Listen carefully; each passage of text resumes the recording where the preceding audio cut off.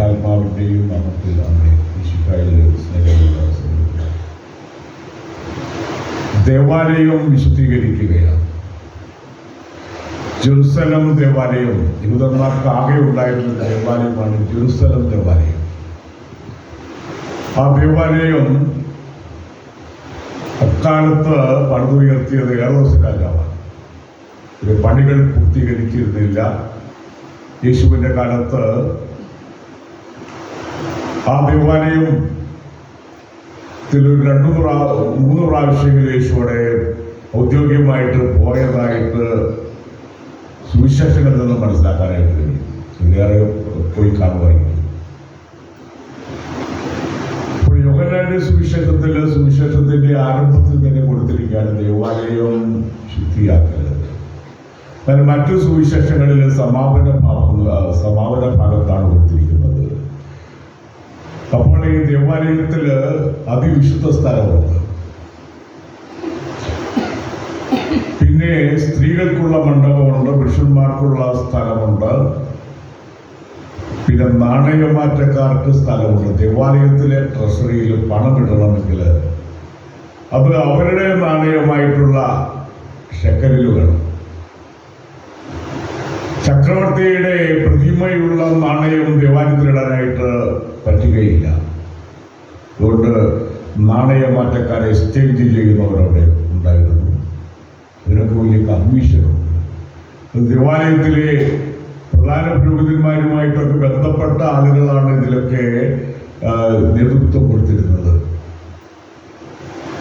പിന്നെ ആടുകളെയും കാളുകളെയൊക്കെ ബലിയർപ്പിക്കാനായിട്ട് അങ്ങനെയുള്ള ആളുകളൊക്കെ കിട്ടണമെങ്കിൽ അത് ദേവാലയ അധികൃതർ പരിശോധിച്ച് ബന്ധപ്പെട്ടവർ അത് കളങ്കമില്ലാത്തതാണ്, അത് ബലിയർപ്പിക്കാൻ കൊള്ളാവുന്നതാണെന്ന് സർട്ടിഫൈ ചെയ്യണം. അങ്ങനെ സർട്ടിഫൈ ചെയ്ത മൃഗങ്ങൾക്ക് വില കൂടും. അപ്പോൾ അവിടെയും കമ്മീഷനുണ്ട്. കമ്മീഷന്റെ ഇക്കാലത്ത് മാത്രമല്ല, പണ്ടുകാലം മുതലേ കമ്മീഷൻ വ്യവസ്ഥയൊക്കെ ഉള്ളതാണ്. ദേവാലയത്തിൽ ഉണ്ടായിരുന്ന കച്ചവടം.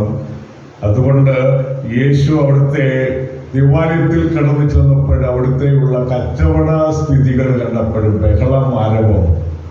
കച്ചവടക്കാര്, പ്രാവുകളെ വിൽക്കുന്നവർ, ആടുകളെ വിൽക്കുന്നവർ, ഇങ്ങനെ ദേവാലയത്തിന്റെ സമാപന ഭാഗത്ത് ഇങ്ങനെയുള്ള ഒരു വിദ്യാർത്ഥികളുടെ മണ്ഡപമുണ്ട്. അതിനപ്പുറത്താണ്.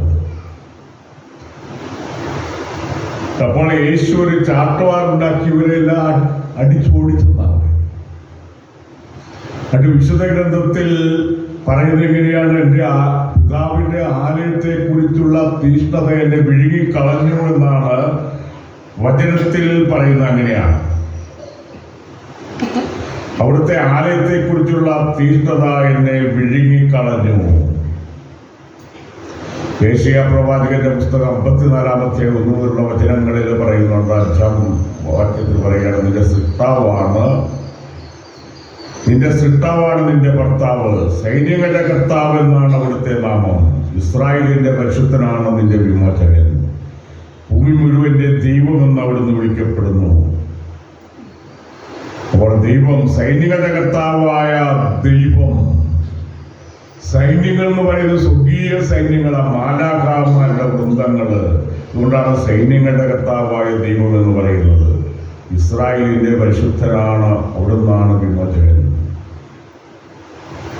ഭൂമി മുഴുവന്റെയും പ്രപഞ്ചത്തിന്റെ ദൈവം എന്നവർ വിളിക്കപ്പെടുന്നു. വീണ്ടും വേണ്ട അനന്തമായ സ്നേഹത്തോടെ നിന്നോട് ഞാൻ കരുണ കാണിക്കുമെന്ന് നിന്റെ വിമോചകനായ കർത്താവ് ചെയ്യുന്നു. അപ്പോൾ ദൈവത്തിന്റെ കാരുണ്യത്തെ പറ്റി വചനങ്ങളിൽ പലയിടത്തും പറഞ്ഞിട്ടുണ്ട്. ഇവിടെ യെശയ്യാ 54:8 പറയാണ്, അനന്തമായ സ്നേഹത്തോടെ നിന്നോട് ഞാൻ കരുണ കാണിക്കും എന്ന്. ആരാ പറയുന്നത്? വിമോചകനായ കർത്താവ് ചെയ്യുന്നു. ഇബ്രായർക്കുള്ള ലേഖനം 9-ാം അധ്യായം 5 വചനങ്ങളിൽ, എന്നേക്കുമായി ശ്രീകോവിലിൽ പ്രവേശിച്ച പുരോഹിതൻ, ആ പുരോഹിതനെ പറ്റി പറയാണ്, എന്നാൽ വരാനിരിക്കുന്ന നന്മയുടെ പ്രധാന പുരോഹിതനായ ക്രിസ്തു പ്രത്യക്ഷപ്പെട്ടു. വരാനിരിക്കുന്ന നന്മകളുടെ പ്രധാന പുരോഹിതനായിട്ട് ക്രിസ്തു പ്രതിഷ്ഠപ്പെട്ടു. 9:11 പറയുക. 9:14 എങ്കിൽ നിത്യാത്മാവ് മൂലം കളങ്കമില്ലാതെ ദൈവത്തിന് തന്നെ സമർപ്പിച്ച ക്രിസ്തുവിന്റെ രക്തം ജീവിക്കുന്ന ദൈവത്തെ ശുശ്രൂഷിക്കാൻ നമ്മുടെ അന്ധകരണത്തെ നിർജീവ പ്രവർത്തികളിൽ നിന്ന് എത്രയധികമായി വിശുദ്ധീകരിക്കുകയില്ല. പിതാവായ ദൈവത്തിന്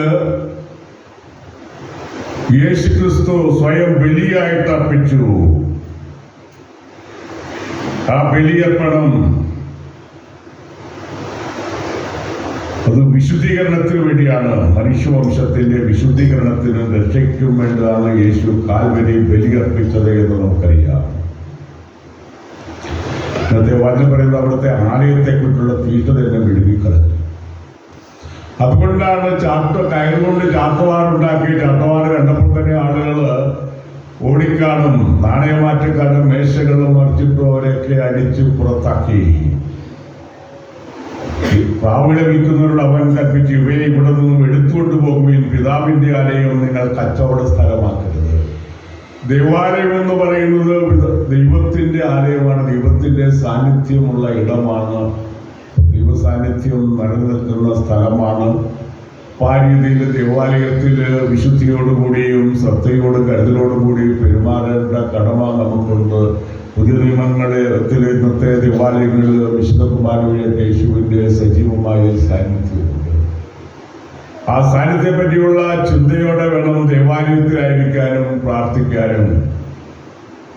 നമ്മൾ ഞായറാഴ്ച ആചരണത്തിന് ദേവാലയത്തിലേക്ക് കടന്നു വരുമ്പോൾ ദേവാലയത്തിൽ ഇടയുണ്ടെങ്കിൽ ദേവാലയത്തിൽ പ്രവേശിക്കണം. ഇവിടെ ഇപ്പോൾ സ്ഥലമുണ്ട്.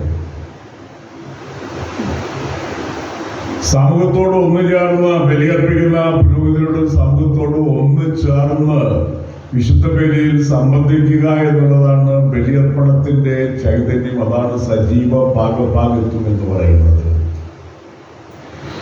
രണ്ടാമതായിട്ട് നമ്മുടെ ഹൃദയത്തെ വിശുദ്ധീകരിക്കേണ്ടതായിട്ടുണ്ട്.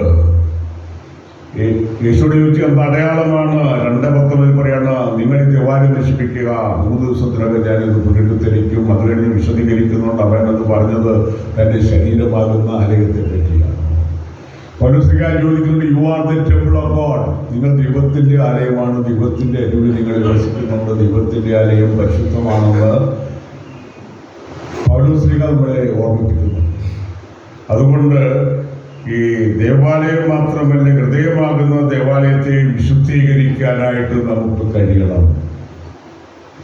നന്മ നിറയുമ്പോൾ തിന്മയുടെ ചിന്തകളും കാര്യങ്ങളും ഒക്കെ ഹൃദയത്തിൻ്റെ ഉള്ളിൽ നിന്നും മാറ്റിക്കളയുമ്പോൾ നമ്മുടെ ഹൃദയം വിശുദ്ധീകരിക്കപ്പെടുകയാണ്. പലപ്പോഴും തിന്മകൾ അപ്പോൾ മനുഷ്യന് ഹൃദയത്തിൽ തിന്മ അങ്ങനെയുള്ള ചിന്തകൾ വന്നു കഴിഞ്ഞാൽ ചെയ്യാൻ പാടില്ലാത്തത് ചെയ്യും. നമ്മൾ അടുത്ത ദിവസമൊക്കെ വായിക്കുകയുണ്ടായി, ആവണക്കിൽ നിന്ന് എണ്ണയുണ്ടായി. ആവണക്കിന്റെ ചണ്ടിയിൽ നിന്നും ഒരു മാരകമായ വിഷം ഉണ്ടാക്കാൻ പറ്റും. ആ വിഷം വെള്ളത്തിൽ കലർത്തിയാൽ ആളുകൾ 9 ദിവസത്തിനുള്ളിൽ മരിച്ചു പോകും. ശത്രുക്കളെ മാത്രമല്ല, ജനങ്ങളെ കൊല്ലണമെങ്കിൽ വാട്ടർ ടാങ്കിൽ വെള്ളം കലർത്തിയാൽ മതി.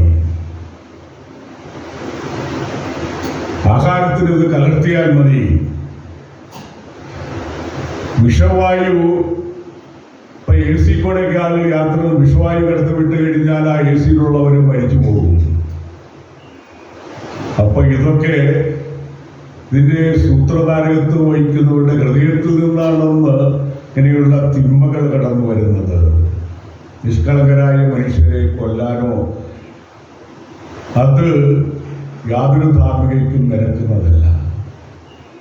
ക്രൈസ്തവ വിശ്വാസം പറയുന്നത് ദൈവത്തിന്റെ ഛായ വഹിക്കുന്നവരാണ് മനുഷ്യൻ. ആ മനുഷ്യനെ സ്നേഹിക്കുകയും ജീവിക്കാൻ അനുവദിക്കുകയും ചെയ്യുക എന്നുള്ളത് പ്രധാനപ്പെട്ട കടമയും ദൗത്യവുമാണ്. അതുകൊണ്ട് സമാധാനമില്ലാത്ത വിദ്വേഷം നിറഞ്ഞ ഹൃദയത്തിൽ നിന്നാണ് ഇങ്ങനെയുള്ള തിന്മകൾ ഉദയം ചെയ്യുന്നത്. അങ്ങനെയുള്ള പല തിന്മകളും വായിക്കാറുണ്ട്. സ്ഫോടനങ്ങൾ നടക്കുന്നുണ്ട്. എന്തുകൊണ്ടാണ്? വിദ്വേഷമുള്ള ആളെ കൊല്ലുന്നത് മനസ്സിലാക്കാൻ വഴിയെ പോകുന്നവരെ കൊല്ലേണ്ട കാര്യം എന്താ? അതുകൊണ്ടാണ് ഹൃദയത്തിൽ അസമാധാനം കടന്നു വന്നു കഴിഞ്ഞാൽ അതിനെ ലഘൂകരിച്ചില്ലെങ്കിൽ തിന്മ ഉണ്ടാകും, തിന്മ പ്രവർത്തന ശൈലിയായിട്ട് വരും, അത് മനുഷ്യർക്ക് ദുരന്തം ഉണ്ടാക്കും. അങ്ങനെയാണ് നമ്മൾ സ്ഫോടനങ്ങളൊക്കെ കാണുന്നത്. ഇത് പഴയ കാലം മുതലേ ഉള്ളതാണ്. ഇങ്ങനെയുള്ള സ്ഫോടനങ്ങൾ, കൊലപാതകങ്ങൾ, തിന്മകളുടെ ആസൂത്രണങ്ങളെല്ലാം. അപ്പോൾ ഹൃദയമാകുന്ന ദേവാലയത്തിൽ നമുക്ക് വിശുദ്ധീകരിക്കാം. ഇത് മാത്രമല്ല, സമാധാനത്തോടും ശാന്തിയോടും കൂടി മാനവജനതയ്ക്ക്, എല്ലാ മനുഷ്യർക്കും, നമുക്ക് മാത്രമല്ല മനുഷ്യവംശത്തിന് സാഹോദര്യം പുലർത്തിക്കൊണ്ട് ജീവിക്കാനുള്ള നല്ല നാളുകൾ ഉണ്ടാകാൻ, ഹൃദയത്തിൽ നിന്നും തിന്മയും വിദ്വേഷമൊക്കെ മാഞ്ഞുപോകാൻ വേണ്ടി നമുക്ക് പ്രാർത്ഥിക്കാം. ദൈവം നമ്മെ അനുഗ്രഹിക്കട്ടെ. പിതാവിൻ്റെയും പുത്രൻ്റെയും പരിശുദ്ധാത്മാവിൻ്റെയും നാമത്തിൽ.